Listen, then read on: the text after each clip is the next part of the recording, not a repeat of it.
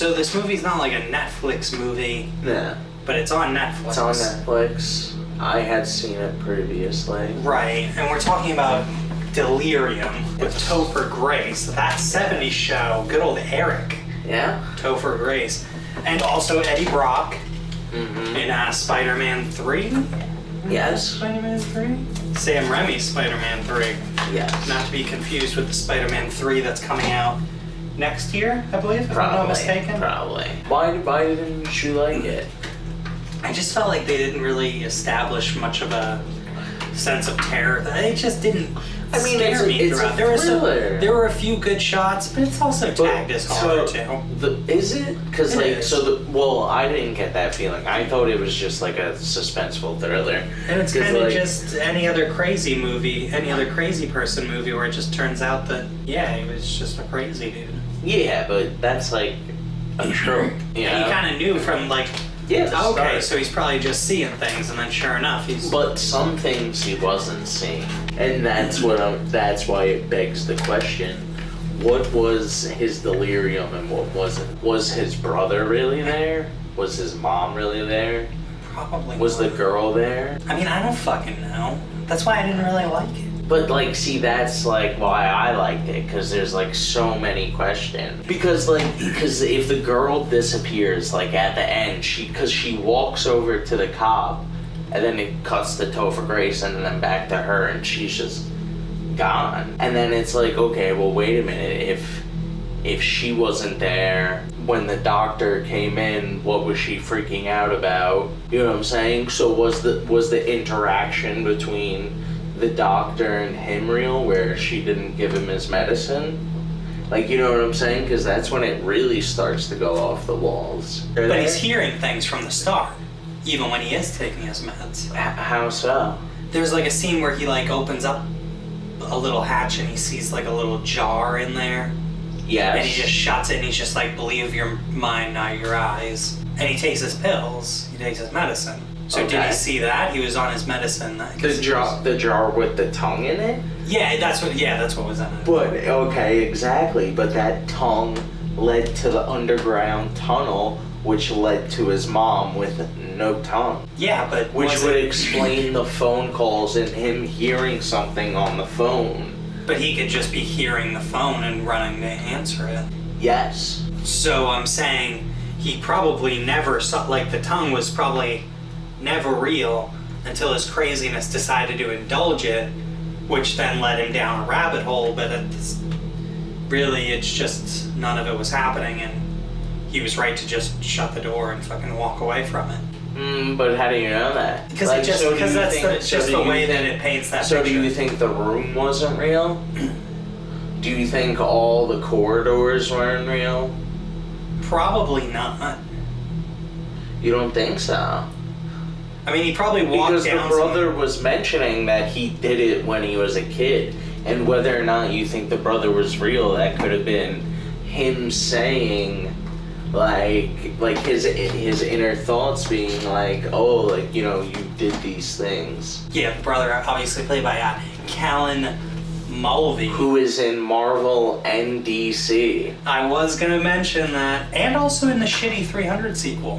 Yes, but he's one of the only people, not one of the only people, let me rephrase that. He's one of the few people in Marvel and DC. Well, kudos to them for that. Yes. It just sucks that he's also in Delirium. I guess. I thought he was good. He did a good job. And honestly, I don't know if his character was real or not, though. No, I don't think he was real from the start. He had to have been institutionalized or something, or in jail or something. He was in jail, and the jail burnt down, and they said that they couldn't recover his body. Right, yeah, which isn't indicative that he got out, but isn't also indicative that he didn't. It paints a picture, but at the same time, it just seems like it's all too, and it doesn't... But that's what I'm saying, because you could sit there and say, oh, that's not real.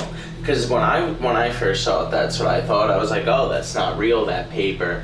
But then the therapist, who's a real person, that we know of as a real person, confirms that it was real. Yeah, we know that she's a real person, but we can't necessarily believe that what she was saying as being told by our narrator is reliable.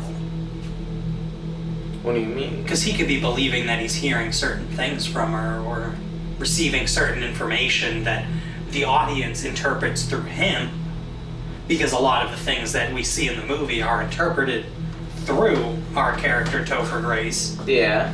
but aren't necessarily real, and thus makes the Yeah, but narrator some things unreliable. aren't. Some things aren't, though.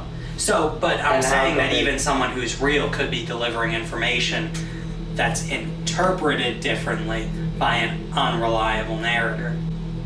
Which is like one of the problems with psychological horror movies, because it kind of creates this, it's almost a lazy way of storytelling in my opinion, because it allows for a lot of interpretation, but it also makes you just chalk things up to like, oh, well, he's crazy. So do you think he killed the therapist and that was it? He just killed the therapist and that was that. It's like weird, because you kind of don't know if he did anything. Exactly. But that's what I'm saying. It's like a cop-out to me, because Okay. you need to have some things that are, but I feel like this movie makes it seem we're like gonna from watch the start. another. Okay, we're gonna watch another movie though that tips in the similar waters as well. That is again why I decided to throw this movie in the mix. I understand it's not a horror, but we've had some thrillers on here, so I just figured I would throw it in. We are gonna deal with this topic again, but I think you'll have a different opinion on it then. But I Which feel is like it's all going to just, be funny. but I feel like it's all just in a way that the story is being presented. Yes. And I feel like it was being presented without enough concrete for you to for that just everything is moldable to whatever you want it to be. But there This is movie, some and it's just concrete. It's the beginning is all the concrete. the beginning up until he gets into the house. And with the therapist. Because we know that her being like when she came and she was like, what the fuck? Oh, I'm sorry. Like, you're really fucked up. I really didn't know. We know that she, medicine like- would do this to you.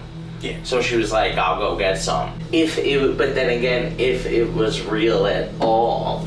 It was, because he could just be imagining it Exactly, though. from the time. But that's why, see, this is why I enjoyed it. Because we could sit here and go back and forth on what we think.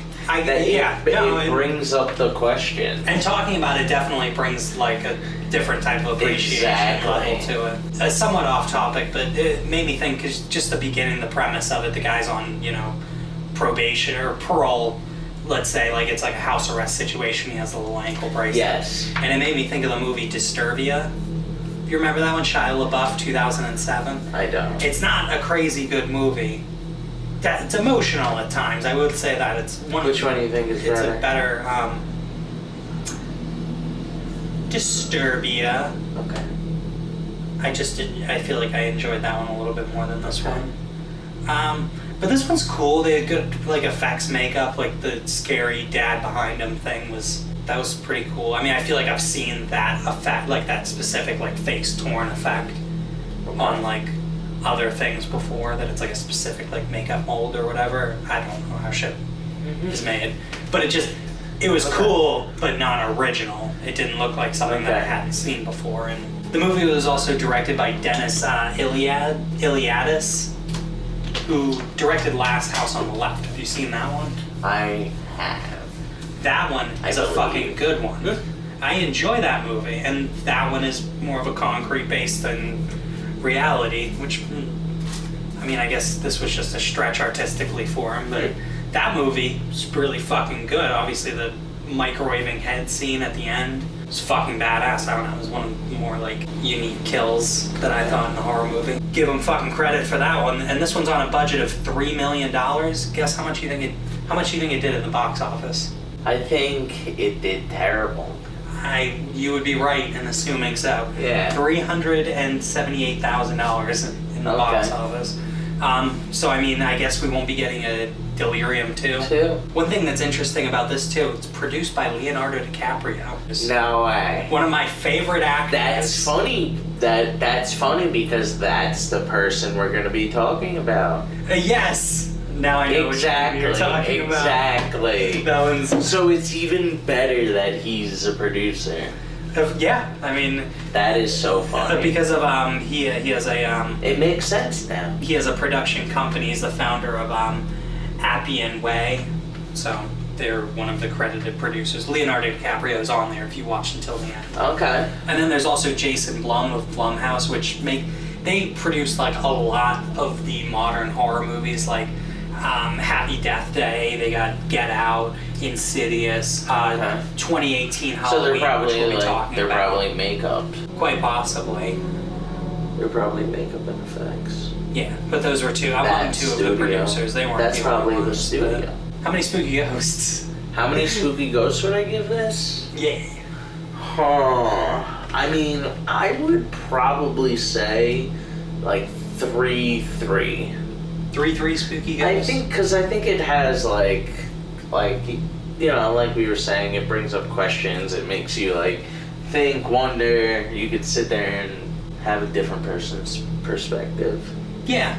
One would argue that there's rewatch value to it. I just felt like it wasn't one that, like, at points it felt like it was a chore kind of getting through for me, but overall the story is just good. I was originally going to give it a 1.5, but after talking about it more and getting a little bit more insight from somebody who kind of understood it a little bit better than me too, Okay. I'd give it a 2.